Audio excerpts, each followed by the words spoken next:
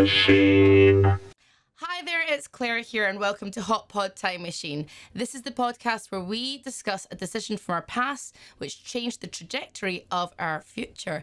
And I'm very happy to welcome on this episode, it's the wonderful it's Jennifer English. Hello. Hi. Yes, thank you so much for being here. Yay. Thank you for having me. Now, I'm just going to say to everybody listening along on YouTube or Spotify, I did that in one take. I was saying to Jen before, I can't do it. I can't remember.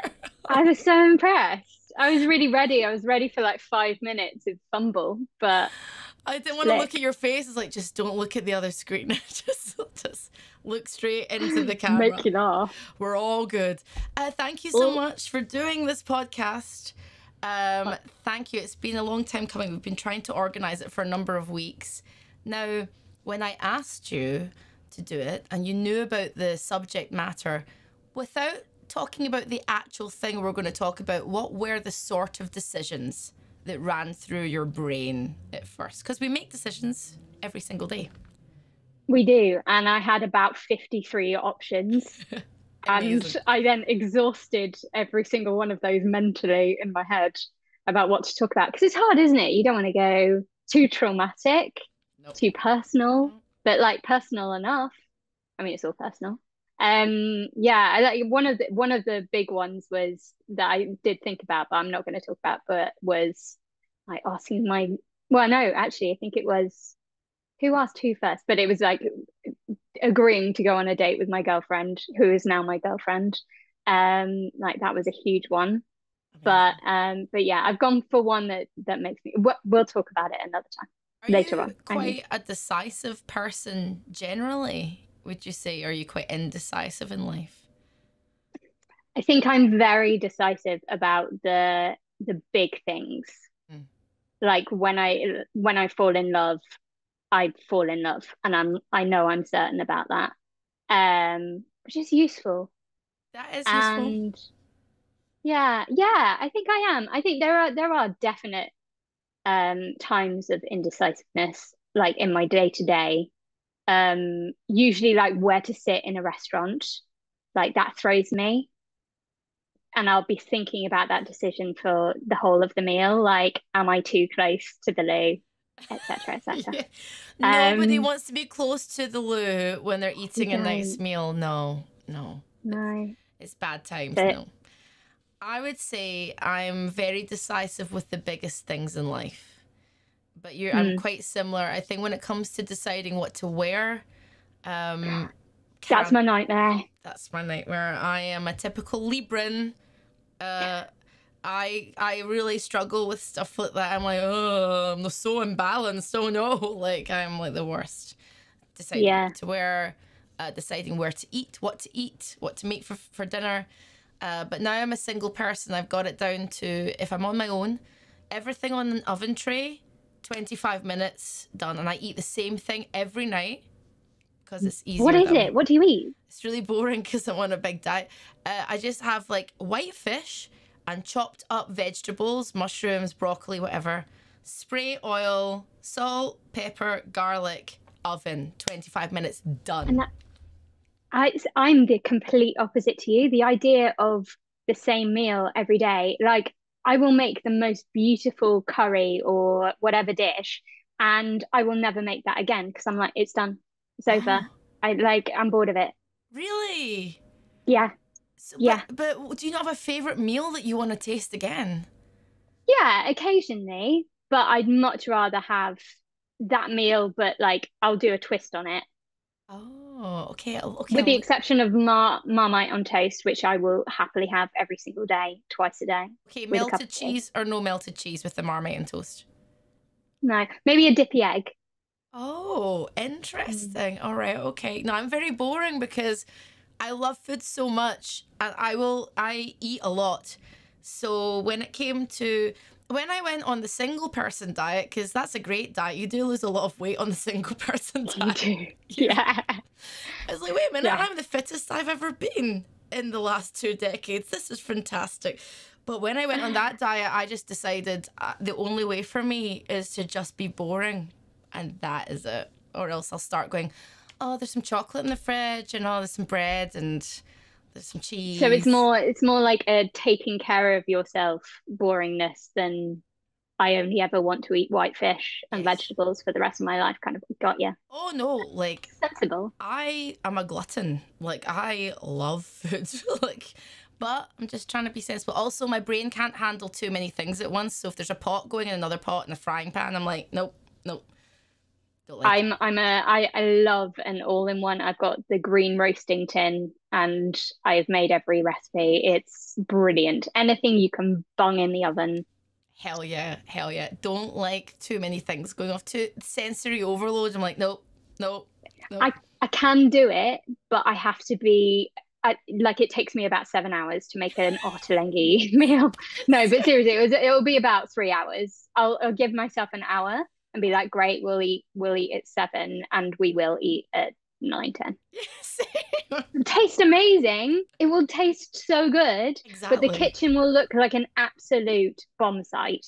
Same. And Hard same. yeah. Hard same. I mean, you're coming around for dinner soon, and I'm having to really plan this so hard because when I was with my ex, he would order. He'd be like, "Can you make your tuna meatballs this weekend?" So he would know to tell me 3 days in advance, and I'd be like, "Sure, sure, I've got it in my head now, sure." And I would wake up in the morning, and it would take me all day, like, because I need the time to think about every part. But you know what? You're gonna get a great meal. Yeah, I'm really happy with white fish and vegetables, frankly. No, no, Sounds no. delicious. Hey, look, anything under 300 calories right now is good. Like, it's good. But no, I'm gonna go all out for you guys. Don't you worry. Oh, Like, thank you. I've, I appreciate that. I'd honestly be happy with takeaway pizza. So I'm so paranoid that my friend has been staying over for the last week. I made the meal that I'm gonna make for you guys last night for her, just to test it. Just to see where we're at. And it's got the seal of approval, so we're ready. We're ready to go. This is how planned I have to be because I'm shit. So I'm actually shit. No, So you're not. I'll just get you drunk, and I'll be Yeah, fine. I was gonna say we'll just have loads of wine, and I'll be like, oh, what food? It's like, food's great. Good, we've not eaten Food, yet. all food is fine. Food must consume. Here's your crisps. I love crisps before a meal and always regret it, but I love fuck it. me, I could eat like an entire bag of tortilla chips with all Okay, the dips. favorite tortilla flavor. I am not judging you. Just tell me what it is. I feel like you are going to judge me. Sorry, I'm not judging you. I won't look at you with my. I'll look away with non-judging eyes. I like a plain salted It's fine by me. It's fine. Cool flavor for me. with loads. Cool flavor is good, but I feel like it detracts away from the dip flavor, which is Oh. why I'm having tortilla chips in the first place. Like Ah. pile on that sour cream or guacamole. Whereas like cool is amazing. Do not get me wrong. I have full respect for cool, but it's detracting Oh, from from the that stuff. sweet dip from the stuff. Okay, this is guys listening along. This is me doing research for when we have dinner. I'm just like, right, okay, I've got my notes here. Salted, no flavor, tortilla chips. We're good. Dips, We're good. fine. And now to get into the podcast because we have to talk about. This is the real decisions. These are the real decisions we have to make. Real decisions. But we're going to talk about a decision from your past that changed your future. Now, what is it? What are we going to talk about today? We are going to talk about the decision I made, age 11, to audition. I mean, this is such a cliche, but I don't care. To audition for my school production of Oliver the musical. Okay, what part were you playing? So, setting the scene for you. Let's go for it. In year 7, I mean, I'm pretty short now. I'm 5'1", but I think I was in age 7 to 8 clothes still at that point. Like my school jumper went down past my knees. I was tragic. I had no friends and sat in the library like Katie does in Mean Girls on the loo. Like I was that kid, like just very anonymous, and went to this giant secondary school with like I think it was 1,500 kids and just lost. And I auditioned and was just hoping to get a part in the chorus.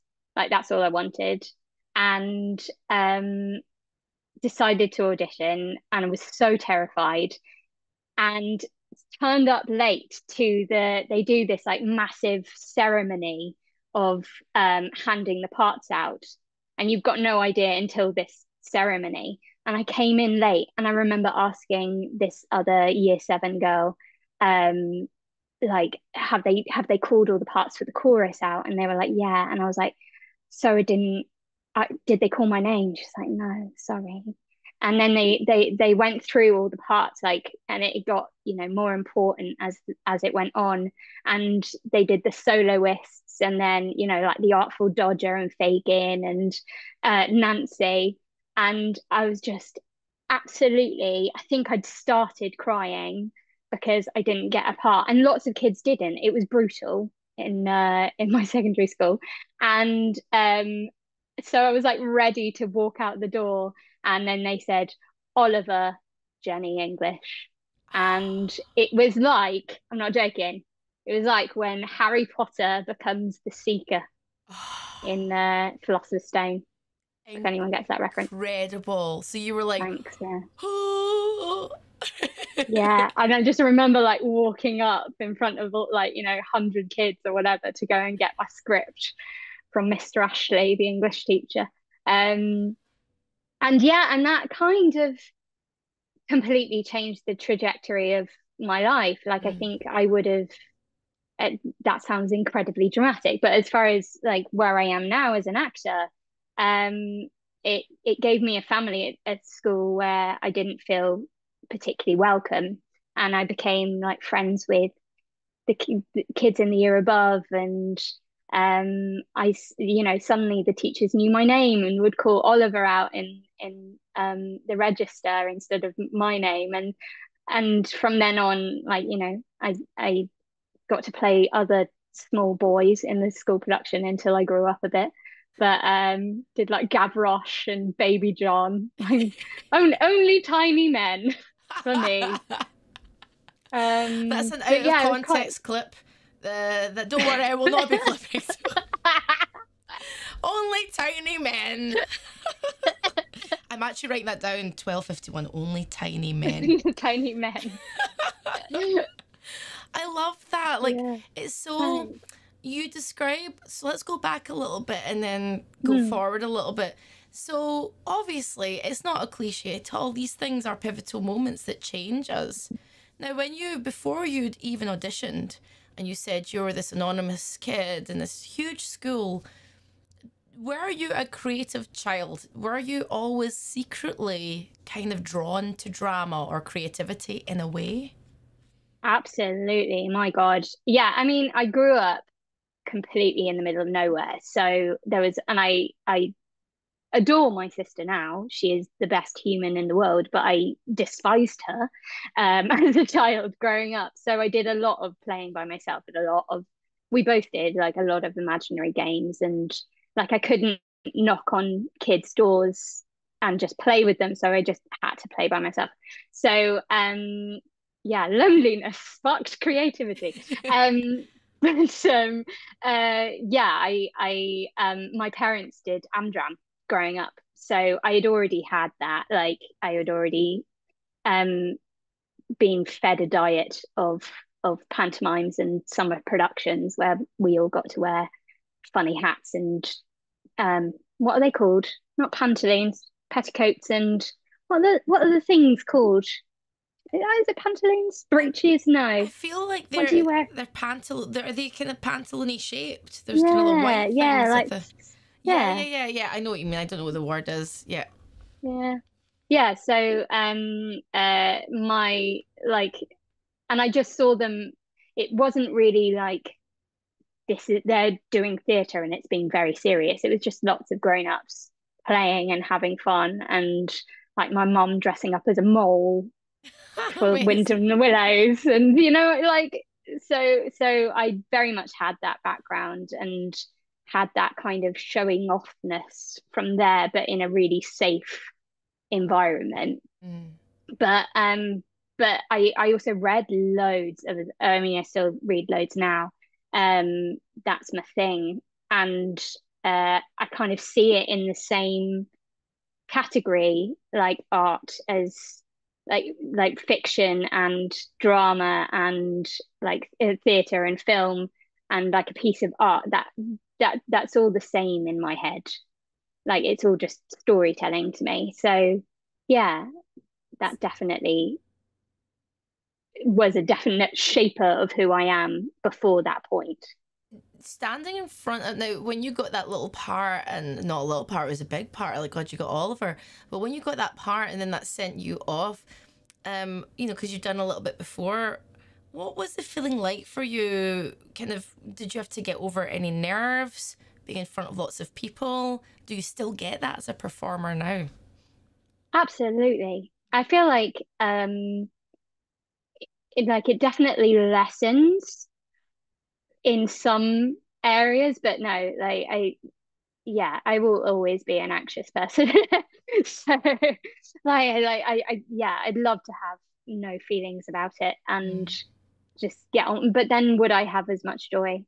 Um, like, is it bravery if you're not scared in the first place, you know? Um, and yeah, no, I still get nervous doing my job. Yeah, every day. I'm trying to think if I ever don't. No. What makes you a better performer if you do have a little bit of nerves? I feel like a lot of, well, all of my friends are creative people. They're either musicians or comedians or actors or Mm. whatever, and all of them have insecurities. All of them are sort of slightly anxious. There's levels, you know, but that's where the best work comes from. I never write good music, for example, when I'm feeling really, really content and happy. Like, I always write my best songs where I'm like, I am really depressed or I'm feeling really. Why is that about performing and creativity? It's like you're accessing something that isn't completely level and content. There's something unhinged. I don't know. I find it to be unhinged in a good way. Does that make Yeah, sense? absolutely does. Yeah, because I suppose you're whatever part you're playing, you're like exploring emotions and vulnerabilities, and so you're gonna have a feel like, unless you're, I don't know, like a psychopath or something. I'm not saying that you have to. That was a bit extreme, but like, Yeah. but you know, you've got to connect with yourself emotionally, and that is a really vulnerable state. Mm. Um, but also I think the nerves for me, and I think I feel like this with a lot of us and a lot of my friends that um are in the creative sphere, it comes from passion and care. Like if you give a shit, then of course you're gonna feel that that nervousness or excitement or whatever, but you know, that heightened state because you really give a shit about it. And so I never want to not give a shit. Same. Yeah. I mean, there's so many people out there that have jobs where they don't give a shit.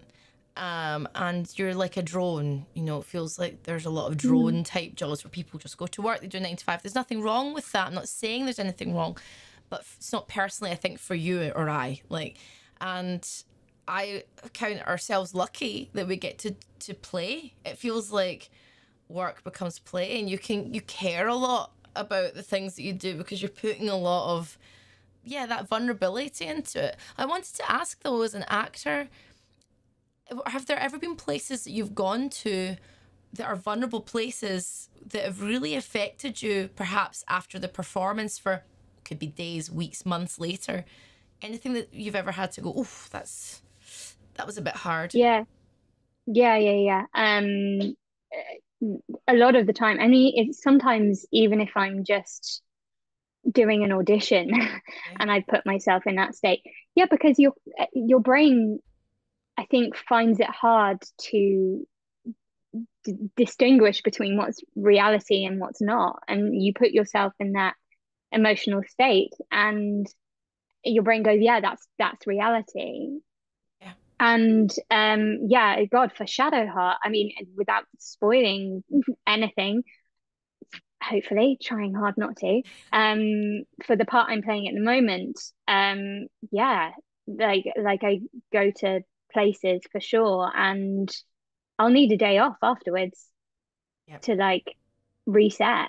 Yeah, I find it really hard. I'm getting better. Am I getting better?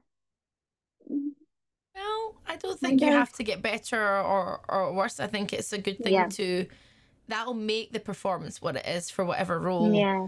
you're doing. I ask that because I'm not an actor, but like I've often said in this podcast, I've at the beginning of the year I did a very short acting course for fun, just for fun, because I Oh, thought, nice. why not? It's fun. Yeah. And there was a exercise that we had to do, and it was a time that we'd hurt someone, and and it was all like monologues and things about hurt and pain, and I had to access a very specific memory in a very specific time. I didn't have to, but I chose to. God, you're right. It was like therapy. Afterwards, I felt weird because I hadn't thought about that for so long. The feelings of guilt, Mm. sadness, pain. It was very raw, but actually very cathartic. Do you feel that Really afterwards? cathartic. Absolutely. Yeah. I also, because it encourages you to feel your feelings. Yes. And how do you heal without, this is something I'm learning in therapy, Mm-hmm. that you need to feel your feelings. You can intellectualize them and question them as much as you like, but until you allow them in. And acting, I don't use it as therapy, and I'm sure I've done it inadvertently. You do have to be careful, but there is something, as you say, hugely cathartic about allowing those feelings in a really safe and contained space. Mm-hmm. I think you have to be hugely cautious to not overdo it and lose yourself, but then that's craft and skill, and that's something you learn over many years. Yes. But yeah, my God, it's yeah, there's a lot of feelings involved, Mm-hmm. So and I so feel many feelings. I wish I had less strong feelings.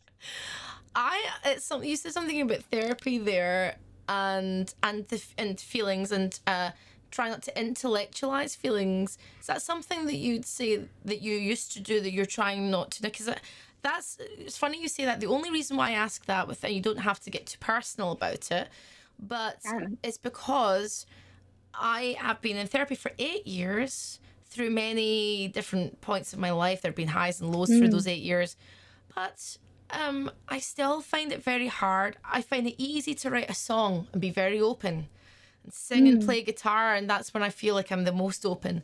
I feel very easy to stand on a stage and tell jokes about the most stupidest parts of my life, but I find it really, really hard to actually face my actual real feelings. And then Interesting. I like to have the cover or the mask of music or comedy. Or does that make sense? Yeah, it makes total sense. I'm yeah, I think my the thing I'm trying to get over is having the negative feeling, which I feel for various reasons that I'm not allowed to have. And piling on, not only do you have the negative feeling, but you pile on the guilt and shame for having that negative feeling. And that's something that I've recently become aware of and has been huge. Um, that awareness of, oh, okay, yeah, I'm feeling sad and I'm feeling guilty for being sad. Okay, that's just making it so much worse. Um, and yeah, like I was diagnosed with ADHD a few years ago, and um, yeah, the guilt and shame aspect of it, that's the unlearning that I think so many of us with neurodiversities, especially like late diagnosed ones, have to go through. That I am not stupid. I do not have to feel guilty for forgetting to close cupboard doors or putting lids on things or being late. This is just how my brain works. Yeah, therapy is very useful and I highly recommend it to everyone if you can afford it. And, you know, that's the issue. But yeah. I get so shocked when my lovely ADHD pals, of which there are many, I sort of collect all my ADHD friends up like Pokemon, like very quirky Pokemon. I love them dearly. Yeah. I love them so much. And I was speaking to a friend recently who, again, he's in his 50s, late diagnosis in the last couple of years of autism and ADHD. And he feels this great weight lifted. But as we were talking, he said to me, it's like you've got the manual of how to speak to someone like me, though. And we figured out it's because I think I grew up in a neurodiverse household. So for me, all of that kind of behaviour was very normal. What's normal? Normal. I hate using the word normal and not normal. Typical. It was neuro, yeah, or like, yeah. Exactly. So, you know, because when I'm talking to my friend, I was like, I don't know, that's just you. That's just the way you are. Like, and I'm not going anywhere, you know. And he kept saying, I just don't want to let my mask slip. And I was like, well, you can, or you don't have to. I mean, you can keep it up or not. It's up to you. It's your comfort levels. But I'm not going anywhere, you know. And I just feel so sad for my ADHD pals, my neurodiverse friends, that they're made to feel like that. Like, it's so bad. Do you feel like there's a weight lifted, like, off of you now? Like, are you really living your truest, authentic life now that you've got that diagnosis? Absolutely. And like, I'm only really now coming to terms with how much that affected me. And it's very helped that I'm lucky that my girlfriend also has ADHD. So it's a lovely, very chatty, very loud, chaotic household where we can, and listen, there's no, my ADHD is exactly like everyone else's ADHD because this is ADHD. Like, our ADHDs are very, very different, like how we cope with it because we've had different upbringings and we've got different brains. But I think, I think the shame and the guilt and understanding yourself and removing the shame and the guilt of past behaviors perhaps, and going, oh, okay, I wasn't being an absolute dickhead. It's because I really struggle with impulse control and I didn't have the tools there, or I'm not lazy, I have executive dysfunction things going on. And you know, if you want, I feel very passionately about the word lazy. And I feel like if you are, this is an absolute, I'm misquoting someone here, but that if you choose to not do something, that is resting. But if you are wanting to do something and you can't, that is an executive dysfunction. So there is no such thing as lazy, and we need to get rid of that because it helps no one. But yeah, I think finding my tribe has been another huge thing. And you realize it's amazing how, like, I had my ADHD diagnosis, and like, especially I feel like a lot of assigned female at birth people are now getting their diagnoses because nearly all of the research has been done on men. Yes, actually. So, or assigned male at birth. So and then now so many of us are going, oh, hang on, I've just been masking all of my life, or my hyperactivity is not being naughty and Bart Simpson-y, it's going on inside my head. Absolutely. And how wonderful I think it would be if you, and I say they're all you, people in general with ADHD, imagine like being diagnosed lots earlier and then encouraged to use that in a really amazing way for them and everyone around them. You know, I think I like ADHD brains. I think Me ADHD too. brains, they're so fun and They're interesting. so amazing. But Yeah, and it's the same, like same with autistic friends. Like it's understanding yeah, people's brains and going, God, there's a minefield of brilliance going on here. That's yes, just not typical.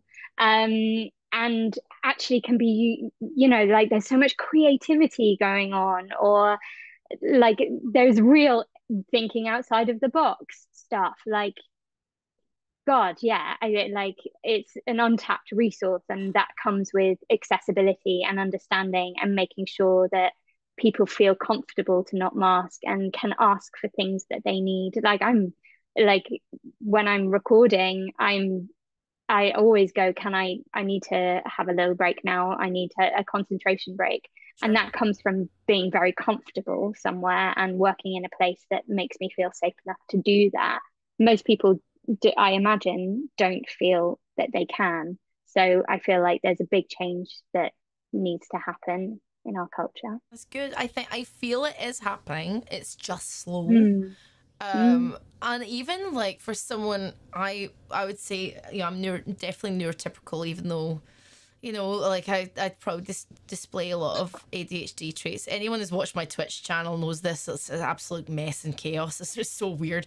But generally speaking, when I find it, or I found it hard growing up, even if you've got a neurotypical brain, but you just like odd things. It's so, in our society, we are so programmed, or people try and program us to just be one way. And no one is one way, whether you're neurodiverse or neurotypical. And it really, inside, even as a child, it used to irritate me. And I thought, why do I have to dress this way? Why do I have to look that way? I don't think like these people. And it frustrated me. It just killed me. And even now, there's sometimes in the last few years, I've gone to like parties, or do you ever have that thing? We go to like parties or bars, or whatever. And maybe there's a lot of, I call them the normies. It's just terrible. Sorry, normies. I'm not a normieist, I promise. But there's like maybe some normies there, and you tell them what they do, and they go, oh, okay, and they talk a little bit more, What and is that? yeah, and they get the kind of like, okay. And then because I'm the age I am, I kind of just start being myself, and I'm a bit weird, and I'll say a few things, and they go, and I hate that. Why? You feel like an exhibit. Like I definitely get that with some people, and you feel a little bit like an exhibit at the zoo. Yes. And they're like, what is your life? What is your brain? I Who don't, are you? who are you? And I don't know about you, but I definitely had that growing up, Mm. and that feeling. And again, that's part of that like self-loathing that I think so many of us with either, like as you say, not necessarily just neurodiverse, but certainly very creative brains perhaps, or very passionate about things that aren't the typical, that feeling of I do not belong, or like I feel like othered by other people. Yes. And that's hard to shake off, I think, It um is. as a It's grown up. it doesn't ever go away. But now, like I was thinking about this recently about masks, and I thought, regardless of how your brain is, we all wear a mask all the time. Like we have to sort of try and wear masks. And I thought about previous relationships, or with family, friends, and I thought, God, I've spent like a good couple of decades wearing some sort of mask. And now that I'm about to reach a certain age that I don't like the number, but whatever, I just don't care so much anymore. I just really don't care. I was texting with a friend, and it was a friend in LA because I'm moving to LA. And I went, hey, I'm going to be over there just in time for my 40th. And he went, welcome to the best decade. It's going to be great. And I went, yeah, I don't give a fuck. And he went, yeah, zero fucks. It's the best. And it really does. It just feels like now, maybe it's age, wisdom. I don't know what it is, but I just don't care, Jen. I don't care about a lot I of love stuff. that. Really don't care. And and it's especially with men that I'm meeting now, because I'm single, I'm like, don't really care what you think about me. I will be weird. And if you don't like it, fuck off. That's So basically. freeing. So freeing. I like Yeah. I don't have that yet. I'm Really? trying. I'm Okay. trying. And Okay. I like it depends who I'm with. Okay. Like you right now, I'm like, yeah, Okay. easy. Okay. But yeah, I do find it hard. I do find it like difficult if I'm feeling uncomfortable. If I'm comfortable, then fine. But yeah, the mask thing, I think when you've had such a set one Yes. for your whole life to then go, oh, I can take it off. Oh no, but that feels scary, And I feel like I'm in the process of it being about a foot away from my face and kind of oscillating, but not fully off yet, if I'm being really honest. No, it's And hard. I would like to, Just I'd like to throw it away you will. I one think you day. will because if you're already going like this with the mask and it's just away from your Yeah, face. yeah, And I went through that phase where I was like, oh no, and then all of a sudden my life changed sort of last year, and then I went, oh yeah, I don't have to do this anymore. Okay, this is fine now, and yeah, I got over it real quick. It's a very freeing feeling. I feel like it was. I don't know, like even like the way I dress now when I go out and things. I used to hide. I used to hide myself as a child because I was mixed, and I used to be like, oh no, I'm unattractive, and I was chubby, so there was a lot. So I was like, I'm kind of like round and weird looking, and those things would stay with me through adulthood. Now I'm like, nah, lean in, man, go weird or go home. yeah, Like, just go in. yeah, yeah. I think like yeah, as I say, I think I'm oh God, like in comparison to even 5 years ago, my Yes. God, like I was in a very different I was in different circumstances, and I think I was definitely 1,000% living my life for someone else, and now I'm not, and that is huge. It's Yes. huge, but like I'm not gonna um pretend that it's not an easy and linear journey of, oh yes, I am fully myself now. Give me 10 years and I'll be grand. I got no time. I got no Um time for that, Jen. I'm turning 40 soon. Give me some months. Like, I just need to get there now. Like, I got no time. I got no time. there's no time. I'm like the guy in Indiana Jones that chooses the wrong cup and then turns into the skull thing. So I'm like, I feel like that. No. Like, No. I'm No, dying. you're there's a have you ever seen Broad City? It's one of No. my favorite comedies. I love it and I highly recommend it to anyone. But there's this bit where she one of the characters has a grey hair Uh-huh. come through and freaks out about it because I think she's in her 20s. And the other one goes, no, you're becoming the witch you were born to be. I love that. I do like And that. that's kind of what I live by now. Heck yeah. I mean, I like that in principle, but I'm still going to keep dying this because honestly, I'm too vain for that. I'm too vain for that. Like, Fair. I'm already into the tarot videos on YouTube and, the cat and the candle. So I'm a witch without the grey hair already. We're already there. That's okay. We're already That's there. okay. So Baby steps. where do you see yourself then? And I know this is a big question, but we talked about changes and life being up and down and how we're taking off masks.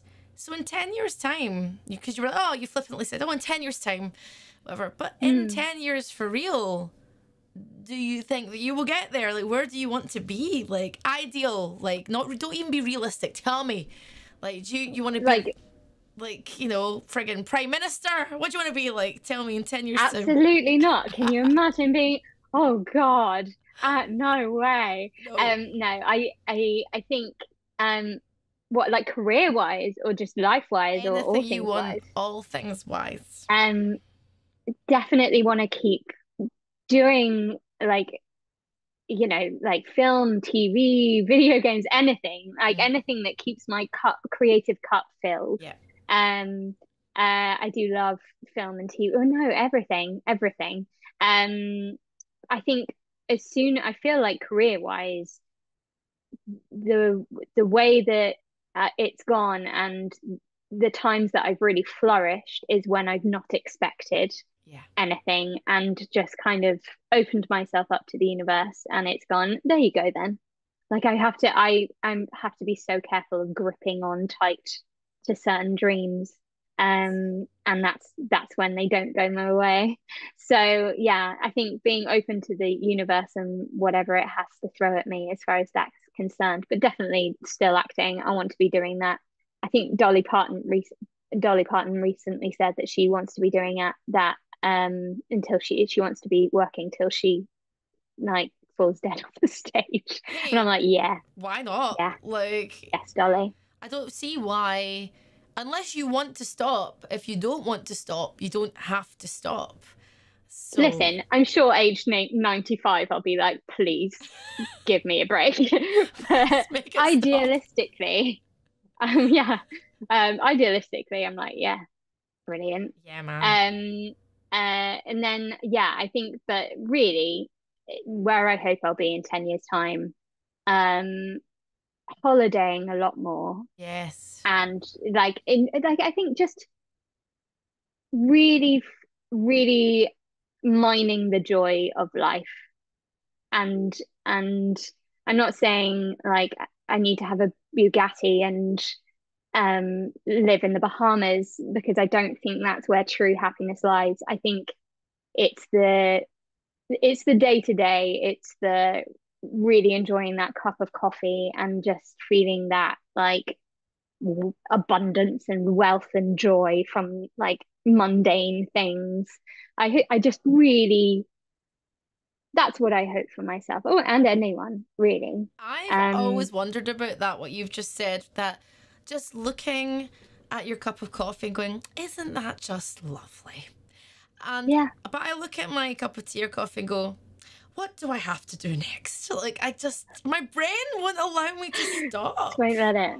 It's constant. When I was in Greece recently, it was the one time where I did spend hours staring at the ocean. I was like, Love that. it was lovely. But I still had my journal and I was still writing lyrics and writing in my journal, and I was processing a lot. So it wasn't really just looking at stuff. I was looking at stuff and going, yeah, that's what I'm going to do when I get back. And I'm going to do this, right? And I'm going to do that. And I was thinking about people.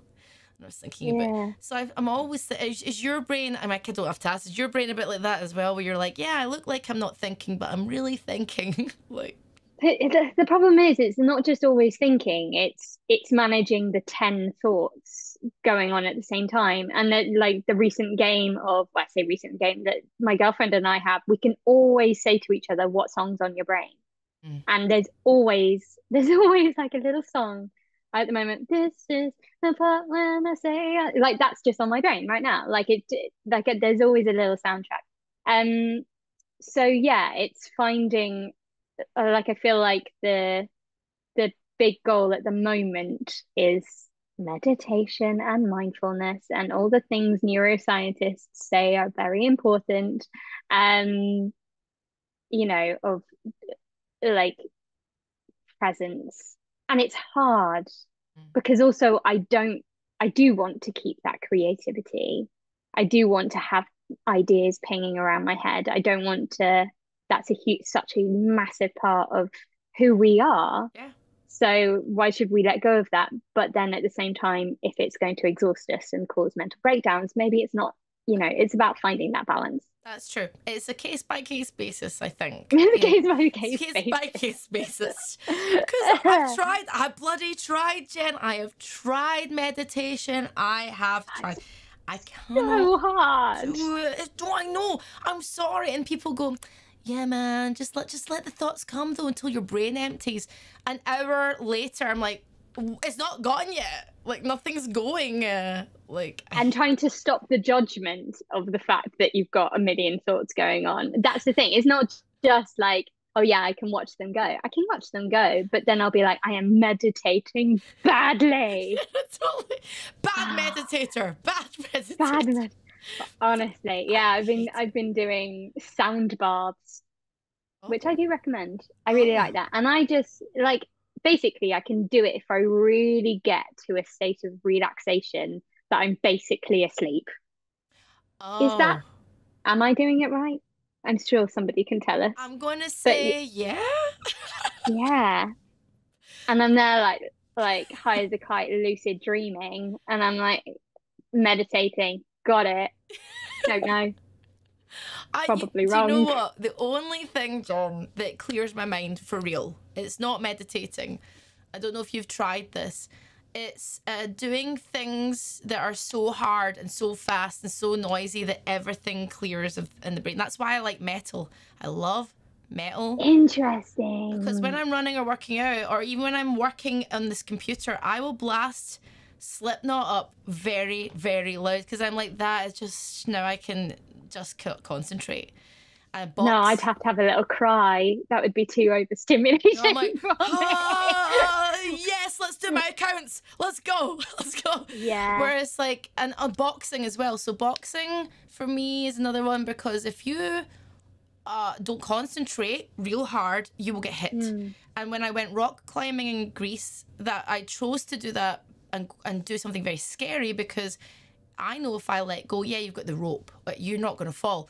But I don't want the feeling of falling, you know? So I was like, no, like this is all I can concentrate on. This hand here, that leg here.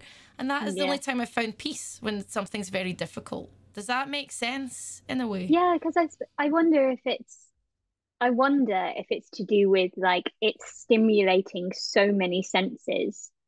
Because I feel the same. Like I can read for hours and hours, but I have to be comfortable. There has to be the right classical music on, or like and like maybe I'm eating something at the same time. Like I have to like stimulate, like, and I feel like it's a real art of like stimulating all of my senses so that there's enough to just keep me in that right concentration level. But yeah, absolutely. Like at the moment, I'm doing reformer Pilates, which is Oh, brutal, and like it's the big Pilates machines. But I hate exercising. Yoga is a nightmare because I'm thinking about 17 things at the same time, and I'm like, I can't concentrate on this. Well, um, fuck the breathing. But reformer Pilates, because you're on this like torture device, I have no choice but to concentrate because otherwise I will fall off, which is something I've done twice now, and it's hugely embarrassing. So yeah, I'm totally with you on that. Same with rock climbing. Like when I remember that I do like doing it, because that's my problem as well, is I forget what activities I do enjoy. Um, it's it's magic because you have to concentrate because otherwise you will fall off, and so therefore you're just exercising easily. yeah. I don't get people who can run without like a song playing in their head, or I have to, the only time I'm able to run is if I'm on the phone to someone talking, because otherwise I'm out. Ah, yeah. I mean, I don't get, like, my friend was just when I was in Greece, she used to do triathlons, and she said so she does open water swimming still. She still Oh does it. nice, yeah. So we'll go to the beach and she'll just like put on everything and just like go out for an hour, and then she'll just emerge like a mermaid from the sea. I'm like, oh, I hello, love that. was that? And she'll just take everything off again. But she said you can't listen to music in the ocean, obviously. She's like, you really just have to have, you just, all you can hear, you're seeing fish and you're just listening to the water. And I thought, I could not do that. Like that would. And also she said, sometimes when you see something moving, you don't know what it is. And I was like, no, no, No, I'm out. no. No, I have to say I do love an open water swim. I think because you are concentrating, and like I feel like Ah, nature kind of solves a lot because you okay. are just thinking about how beautiful things are. But then I like cold water. Like my favorite thing is like November in the Lake District. Oh Like, my and there's God. bits of ice floating around. Yeah. Why? So what is it about cold water? Is it just the stimulation of like the cold in your body? Is that it? You get higher than you could ever. I don't know this, but like from what I hear, better than any drugs because you've got that huge. Is it endorphin? I can't remember. I'm not a It's like neuroscientist, a but dopamine thing where you're like, whoa. yeah, I think because and apologies if I've got this wrong, scientists who may be listening, it, your body thinks that you're dying, and so when you haven't died, this is a huge oversimplification, but Okay. because you haven't died, your body's like, well done, here are all the good chemicals. Oh, And you just feel interesting. incredible. Oh, I like And I like that. the challenging nature of it, and you feel a bit like, So I've done fucking that. hell. Yeah, it's Yeah, like I've I done did that. that. Like I did that. Yeah, I like that. So Yeah, you kind of like when you do something that's difficult or weird. I quite like that feeling of going, yeah, I yeah, did that. yeah, I did that. Yeah, man. Yeah, Yeah, yeah, man. yeah, Yeah, bro. I did that, bro. Yeah. yeah, exactly. It's feeling brave. Cool. Exactly. Because I think for our day-to-day lives, regardless of what your job is, we are living in a society in a time where we have social media and all these things. I'm not saying social media is bad. I'm not saying modern culture and society is bad. There are good and bad points to everything. Mm. But to do something that shakes our body up now and again and just puts us in a very strange situation, I find it to be very humbling, actually. It's Yeah. very That's a humbling. nice way of thinking about it. I like that a lot. Yeah, it makes you feel small and in the world, not in small in a bad way, small in a kind of like, yeah, there are things that I don't do every day and I'm feeling this now and that's all right. And I did that, and there are Yeah. challenges to go through that I don't go through every day. And, just to put yourself under that, I think is very humbling kind of thing. So that's kind of why I do it. And also because I don't know, I quite like the adrenaline. I think it's the chemical as well. Always seeking. Yeah. Fight an ongoing battle every day. I don't know if you're like this as well, where I'm like, I kind of just I'm chasing it. I'm like, I'm bored. I want to do something like stupid. Stimulate me, life. Yeah. Yeah. Yeah. I mean, yeah, I'm a big roller coaster fan. Like, give me Thorpe Park any day. Like, yeah, saying that, tried skiing earlier this year, Okay. and it was possibly, I think I've never been more scared in my whole life. I think Really? you skiers out there are absolute, you're just mad, and you've also been lying to me saying that this is a fun, cool sport. It's Oh, awful. It's awful. really? I hated it. Have you ever skied? No, I've never skied. Like, Don't do it, Claire. Don't. your face, you're genuinely like, please never do it. Why? Is it? Do you have I to have? thought I thought I didn't have a phobia. I thought I was like I never really understood the spider thing, like heights. I'm like like I don't really get it. Okay. Now I get it because I have. Of course, I want to do it now. I want to learn how to do it Okay. properly, so I will go to a dry ski slope and try. But yeah, I've literally never been more terrified in my whole life than being up a mountain. Like I shouldn't have done it in Scotland where it was like basically it wasn't fluffy snow, it was essentially ice. Oh. Um, and I've got no sense of balance. Why did I think I'd be good at skiing? Well, as Why you're why was that ever describing a good idea? you're describing the story and the scenario to me now. Now I'm understanding exactly why you didn't. Scotland, ice, no sense of balance. Jen, that's I think you did that to yourself there, Jen. Those were your life problems and choices at that moment. I also don't really like being told very much. So it wasn't my finest hour, I I'll be love it. honest. I think the worst bit is where I was on this like really mild slope and like freaking out. I think I was crying at that point. And then this 3-year-old just goes whoosh past and goes, bye-bye. Dude, like that reminds me when I went to Legoland and and this is not the same sort of story, but it's the same embarrassing feeling. So I went to Legoland with my ex. I hate the pirate ship because Why? The I don't like when it goes up and your bum comes off the seat because I feel a sense of like I'm gonna tumble out and then fall and then kill myself. And I scream. I'm a big screamer, so my ex went, look, let's just go on the pirate ship, but we'll go on the kids' pirate ship. And I was like, oh yeah, that's not a problem. I can do that. I went on the kids' pirate ship and I screamed so loudly. It was only children on this pirate ship. Right? My eyes were like this to the point one of my contacts fell out of my eye because my eyes were popping out the goddamn. And my ex was going, ha ha ha. He wasn't even flinching. And I was going, ha. Oh my God. Trying not to swear because there was like very small kids. I was going, It was very. But you're okay with like any other kind of roller coaster. You're all right with the like upside downy ones. I don't Like mind. you'd be okay with like Nemesis, but the baby pirate ship.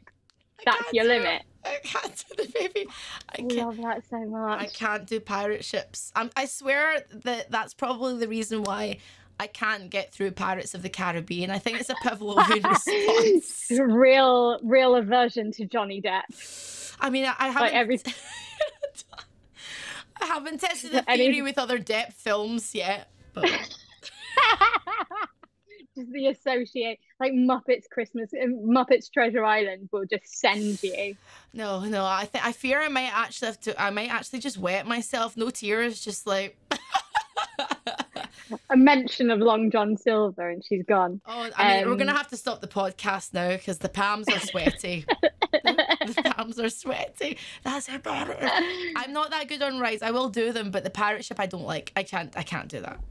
Good to know. It's a no. Really good to know. It's a no from me. It's a no from me.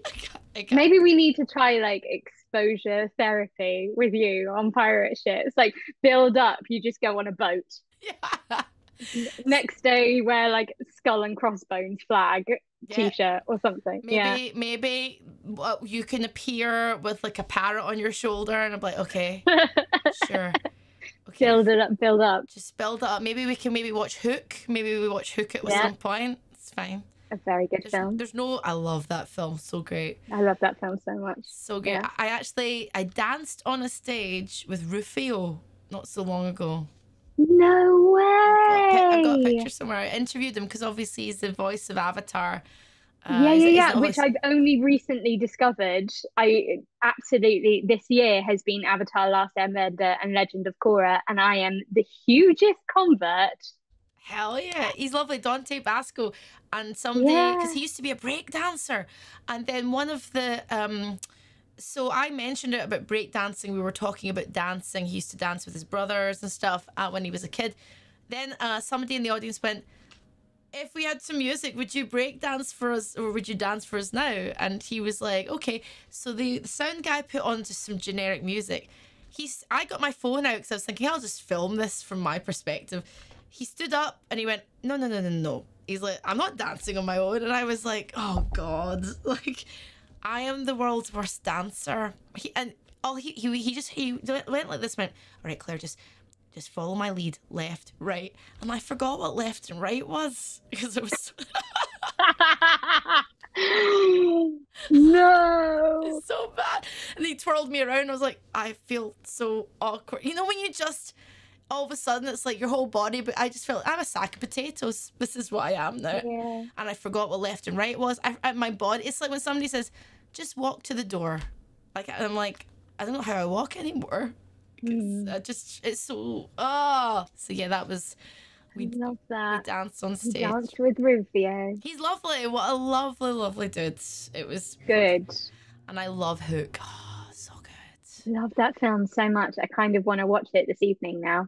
Oh, I used to fancy Julia Roberts as Tinkerbell so much. She's gorgeous as Tinkerbell. So beautiful. She's so beautiful. Yeah, that film, just the soundtrack has the ability to make me cry. What I love about it is that, though, Maggie Smith plays the Granny Wendy. Yeah. She is so, like, she's an old lady in that film.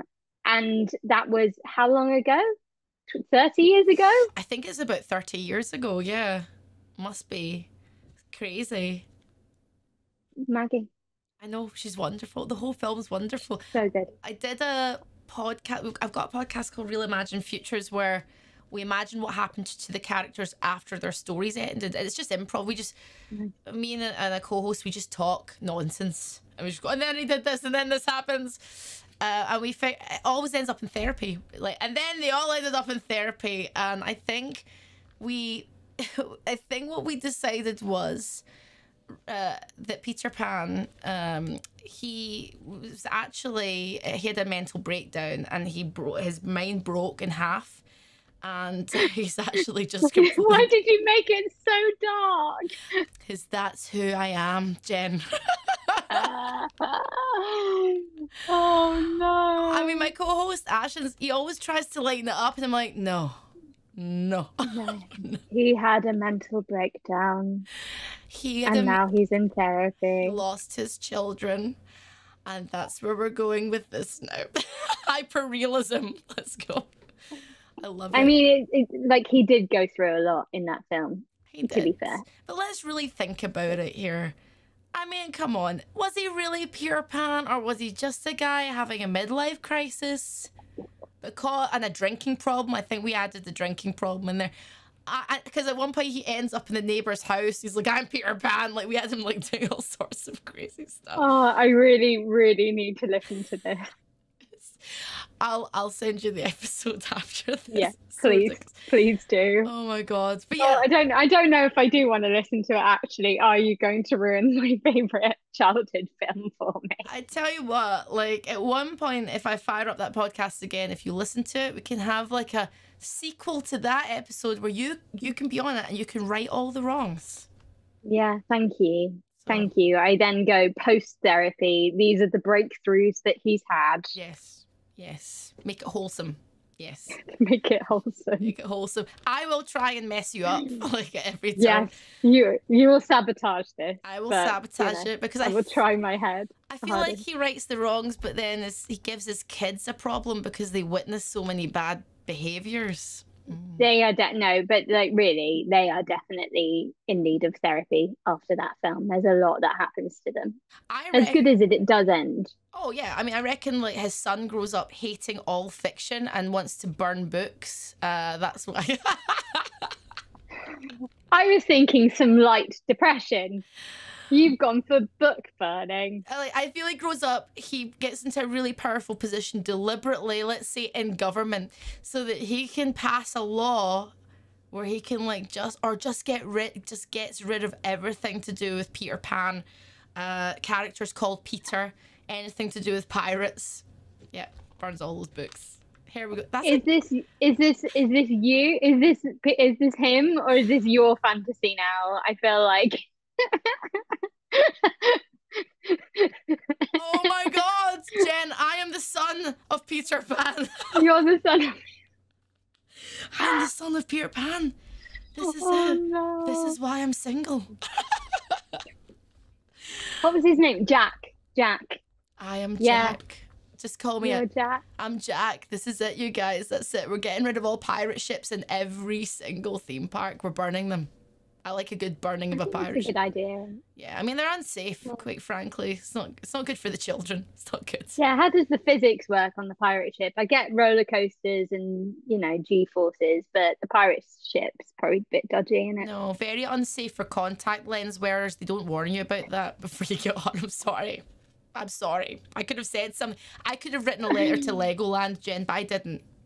Well done for stopping yourself there. You owe me a contact lens, Legoland. I want one contact lens, please. My left hand one, -3. Yeah. Thank you. Thank you very much.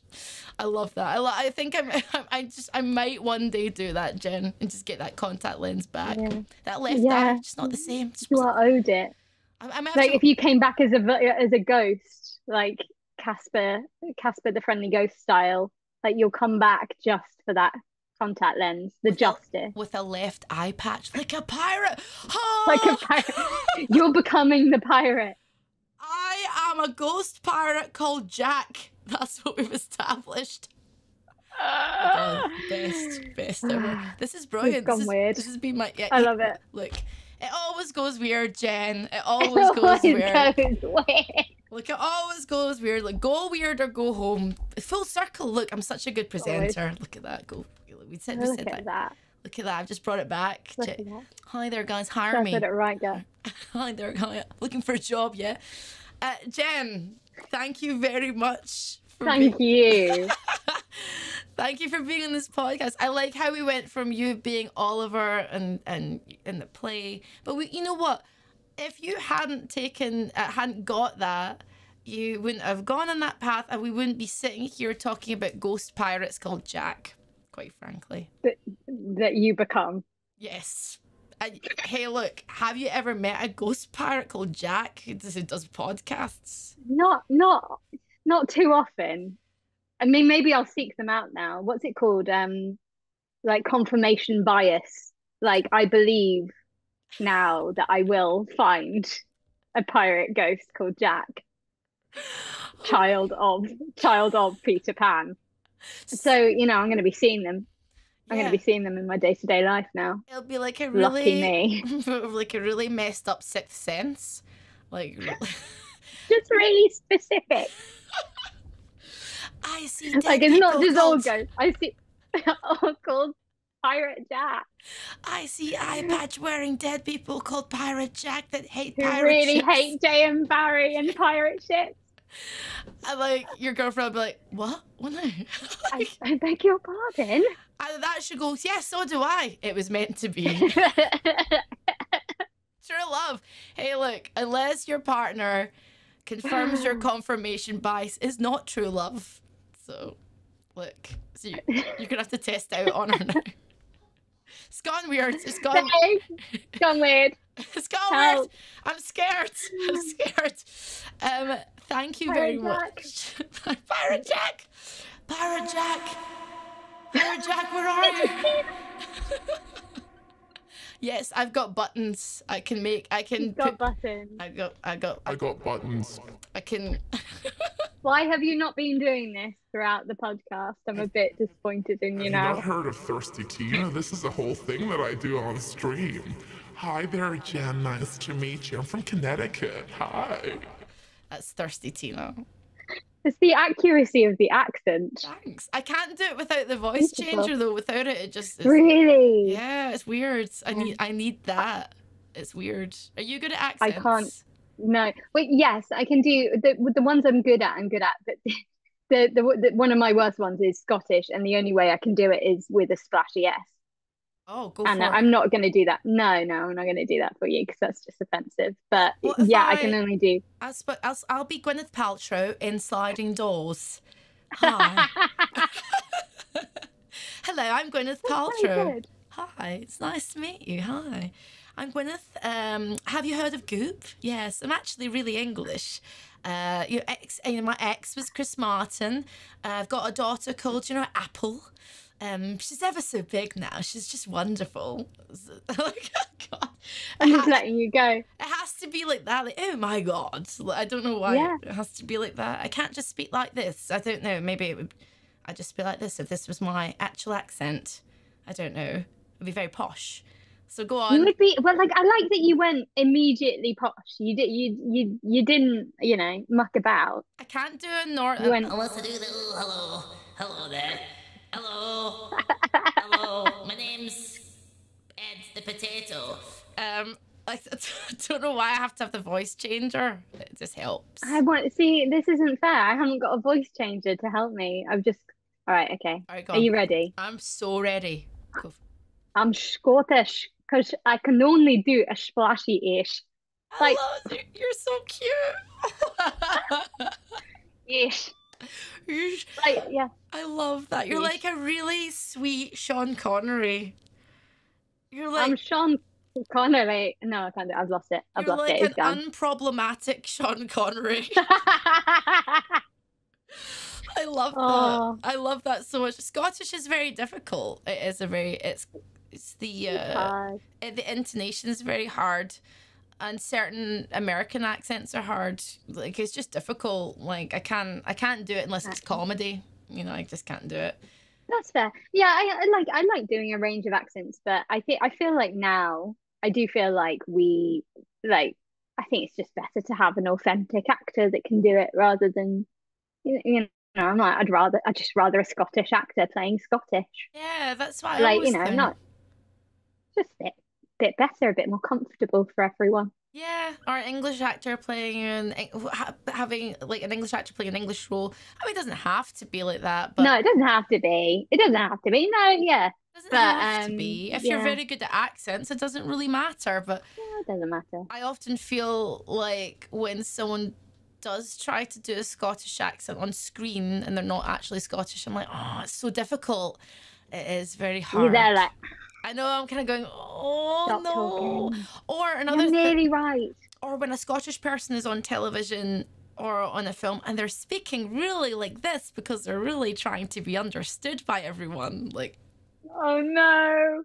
That's what subtitles are for, guys. I don't, come on, dudes. Come on, you guys. Jesus Christ. Like, just mumble a bit. I'm easy. Like, Pirate Jack loves subtitles, so we gotta bring Pirate Jack back. Pirate Jack. Just weave Pirate Jack in through the podcast. Pirate Jack is now a character in the podcast.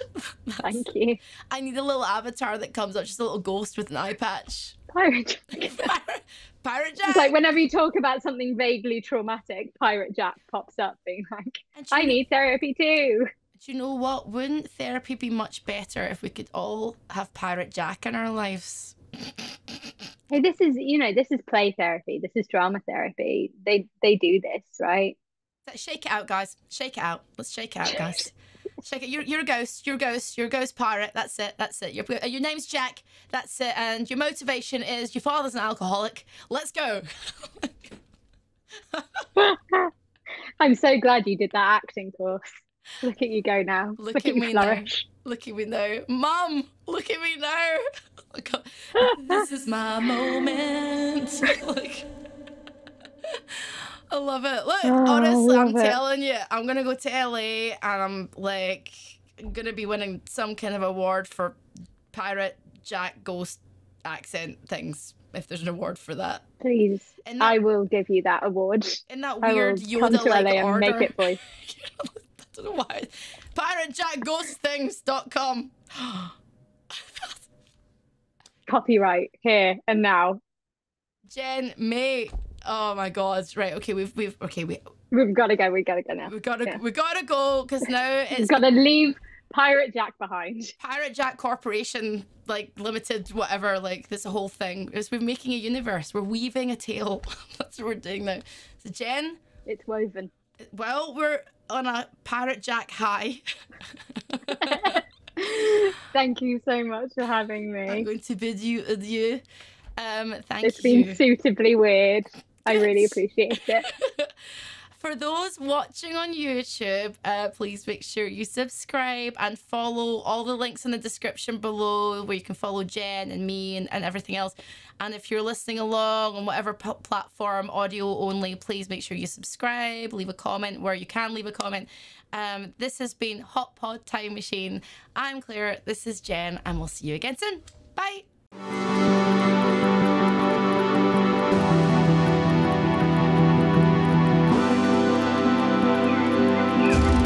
Hot Pod Time Machine.